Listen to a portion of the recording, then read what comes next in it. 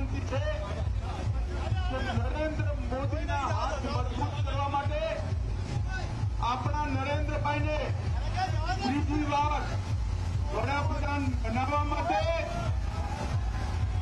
અને 400 પાર કરવા માટે ગાંધીનગર લોકસભામાં કમળને ફરી એકવાર બહુ મોટી બહુમતીથી આપ સૌ વિજયી બનાવો એ જ અપેક્ષા મારી સાથે બોલો જય શ્રી રામ, જય શ્રી રામ, ભારત માતા કી વંદે વંદે।